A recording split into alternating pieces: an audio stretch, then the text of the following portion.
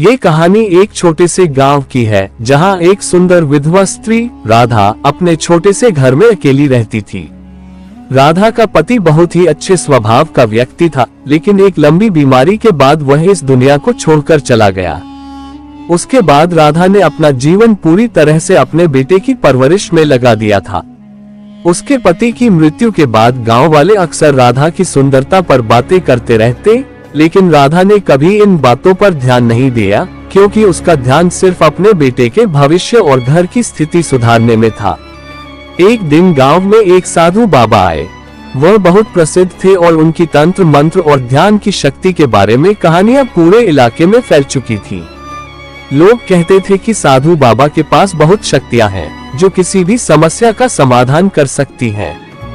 एक दिन साधु बाबा को राधा के घर के पास से गुजरते हुए उसकी सुंदरता पर ध्यान गया। उनकी आंखों में एक अजीब सी चमक आ गई और वह राधा को देखकर मोहित हो गए। उनका मन और आत्मा राधा के रूप और सौंदर्य से ललच गए, लेकिन उनकी साधना और तपस्या ने उन्हें अपने इस आकर्षण को दबाने की कोशिश की। कुछ दिन बाद साधु बाबा ने राधा को अपने पास बुलाया। राधा समझदार थी और वह जानती थी कि इस प्रकार के बुलावे का क्या मतलब हो सकता है, लेकिन वह गांव में एक अच्छे व्यक्ति के रूप में पहचानी जाती थी, इसलिए उसने नकारा नहीं किया। राधा बाबा के पास गई और विनम्रता से उनके सामने बैठी। बाबा ने कहा, तुम बहुत सुंदर हो राधा। तुम्हारे रूप और आकर्षण ने मुझे प्रभावित किया है। मैं तुम्हारे पास अपनी शक्ति को प्रकट करने आया हूँ। राधा ने शांत भाव से उत्तर दिया, मुझे नहीं चाहिए आपकी कोई शक्ति या आशीर्वाद। मैं केवल अपने बेटे के लिए जी रही हूँ और अपनी मेहनत से उसे एक अच्छा इंसान बनाना चाहती हूँ। साधु बाबा ने उसकी बातों को नजरअंदाज किया और कहा, लेकिन मैं तुम्हें एक वरदान दे सकता हूँ जिससे तुम्हारी जिंदगी पूरी तरह से बदल सकती है। मैं तुम्हारे जीवन की समस्याओं को समाप्त कर सकता हूँ। राधा ने गहरी सांस ली और कहा, मैं आपके वरदान के बिना ही संतुष्ट हूँ साधु बाबा। मेरी असली शक्ति मेरे अंदर है। जो मेरे पास है वही मेरे लिए पर्याप्त है। साधु बाबा को राधा का आत्मविश्वास देखकर थोड़ा झटका लगा। वह सोचने लगे कि एक साध्वी स्त्री में इतना आत्मबल और विश्वास कैसे हो सकता है। उन्होंने सोचा कि अगर वह राधा को अपनी शक्ति का प्रभाव दिखाते हैं तो वह और भी अधिक प्रभावित हो सकती है, लेकिन राधा के शब्दों ने उनकी आत्मा को झकझोर दिया। मुझे चाहिए तो बस अपने बेटे की देखभाल करना और उसकी परवरिश करना। मैं किसी बाहरी ताकत पर निर्भर नहीं रह सकती, राधा ने कहा और शांतिपूर्वक वहां से उठने लगी। साधु बाबा ने देखा कि राधा न तो उसकी बातों से प्रभावित हुई और न ही उसके द्वारा दिए गए किसी भी प्रकार के भव्यता से।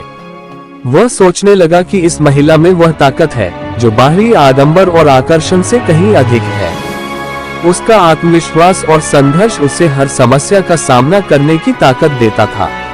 उस दिन के बाद साधु बाबा ने राधा को कभी भी किसी प्रकार के आकर्षण या प्रस्ताव नहीं दिया, बल्कि उन्होंने खुद को आत्ममंथन में डुबो दिया कि शक्ति का असली स्रोत क्या है। वह जो दिखावा और बाहरी आकर्षण में नहीं है, बल्कि भीतर की शांति, आत्मविश्वास और कड़ी मेहनत में है।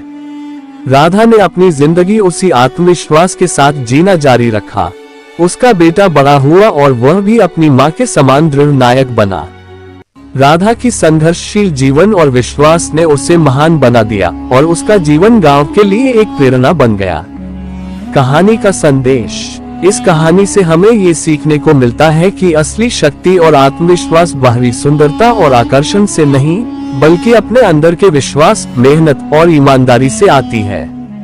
किसी भी स्थिति में अगर हम अपने आत्मविश्वास को बनाए रखें और अपने उद्देश्यों के प्रति सच्चे रहें, तो कोई भी शक्ति हमें जीतने से रोक नहीं सकती। राधा की तरह हमें भी अपने भीतर की शक्ति पर विश्वास करना चाहिए, क्योंकि वही हमें जीवन की हर चुनौती से पार पाने की क्षमता देती है।